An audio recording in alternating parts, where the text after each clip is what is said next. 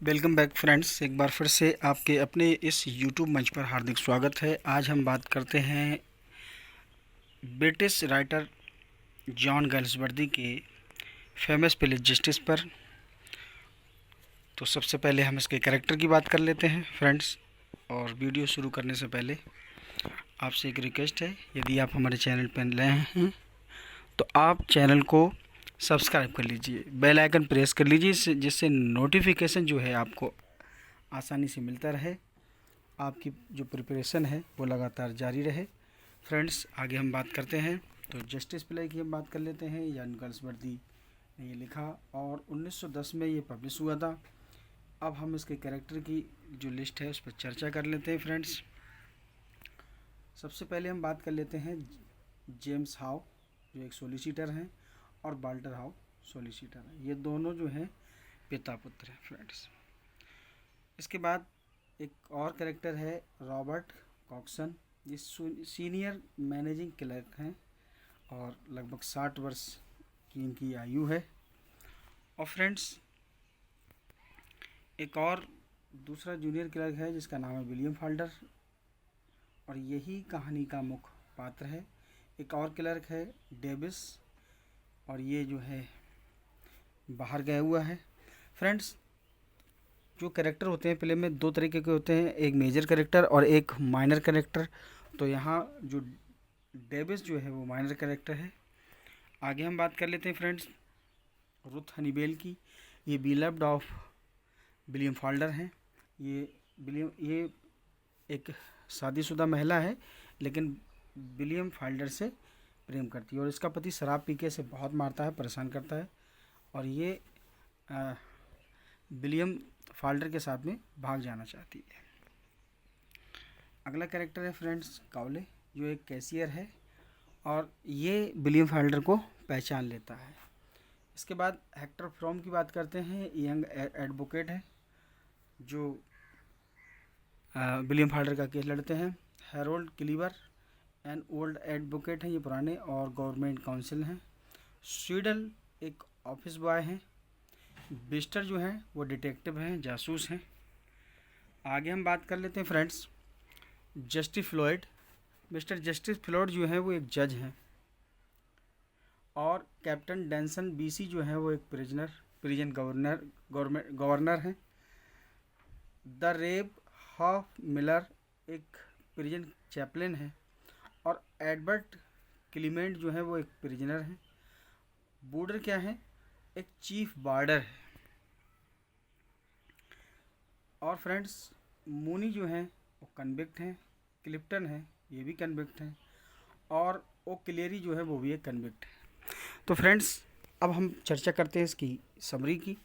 Friends, इस play की शुरुआत होती है जेम्स हाउ और वाल्टर हाउ, ये दो सॉलिसिटर हैं, और इनकी एक फर्म होती है लॉ फर्म। इनकी एक लॉ फर्म होती है, और उसमें रॉबर्ट कॉक्सन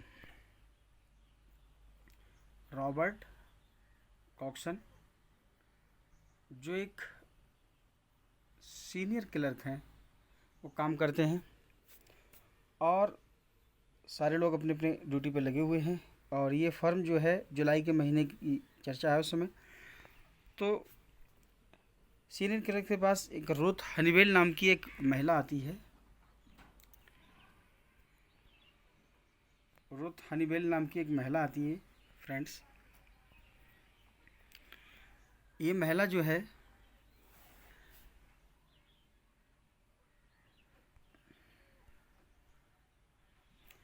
रुथ हनीबेल नाम की महिला आती है, और वो फाल्डर से मिलने की परमिशन लेती है।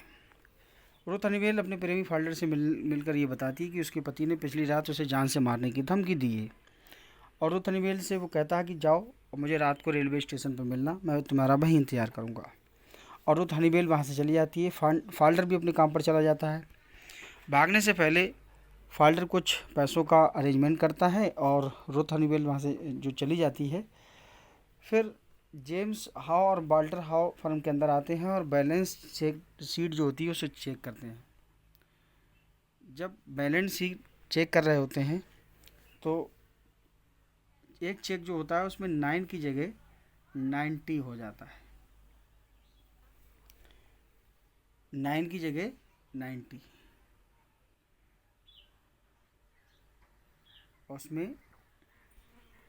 तो एक अब जो चेक है और वो भी चेक कैश हो जाता है, ये शक जाता है सबसे पहले दो क्लर्क पे। एक होते हैं मिस्टर डेविस और दूसरे होते हैं फाल्टर।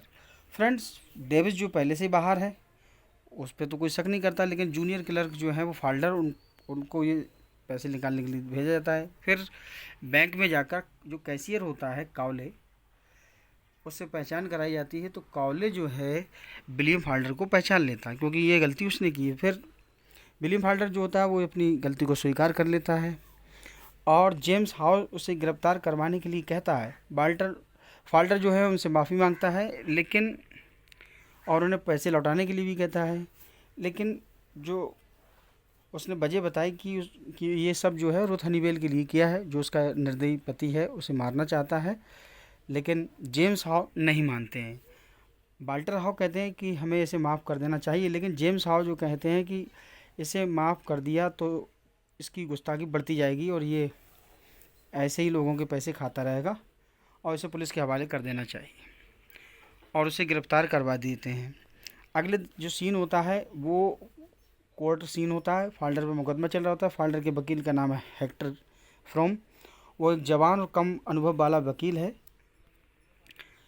फ्रॉम जो है फाल्टर को बचाने का प्रयास करते हैं और कहते हैं कि फाल्टर ने ये जुर्म भावनाओं में बहकर किया है, इसके लिए कुछ गवाहों को पेश करना चाहते हैं। तो रॉबर्ट कॉक्सन और रुथ हनीवेल जो फाल्टर से मिलने की परमिशन दी थी उन्हें, तो ये लोग गवाह होते हैं।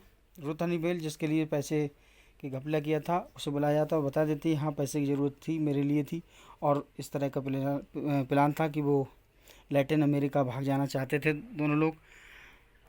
अब फर्म की तरफ से एक वकील आता है जिसका नाम होता है हैरोल्ड क्लीवर। हैरोल्ड क्लीवर जो गवर्नमेंट काउंसिल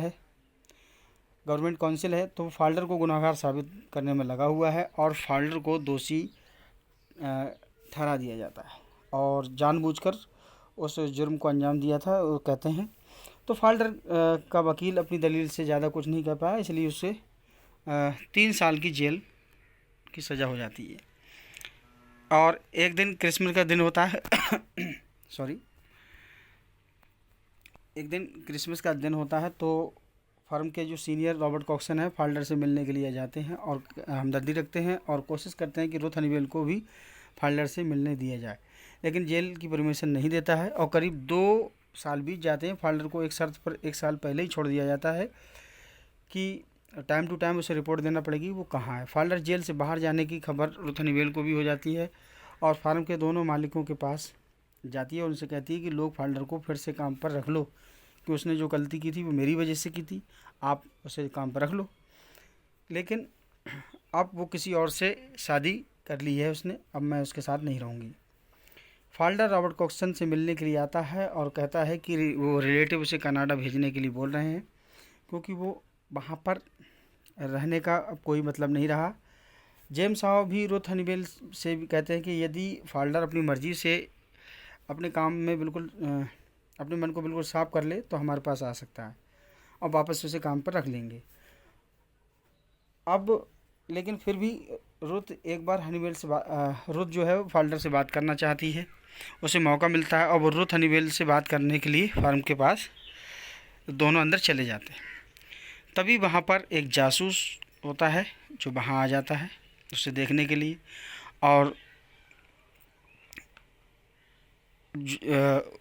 चूँकि फाल्टर जो हैं वो अपनी रिपोर्ट नहीं दे पाए हैं इसलिए वो उसे जेल जाना होगा और इसी डर से वो जेल नहीं जाना चाहते, छुपे हुए थे और उसे गिरफ्तार कर लिया जाता है। फिर उसके बाद वो जाते हुए ऊपर खिड़की से कूद जाता है और उससे कूदने पर उसकी गर्दन टूट जाती है जिसके कारण उसकी मौत हो जाती है।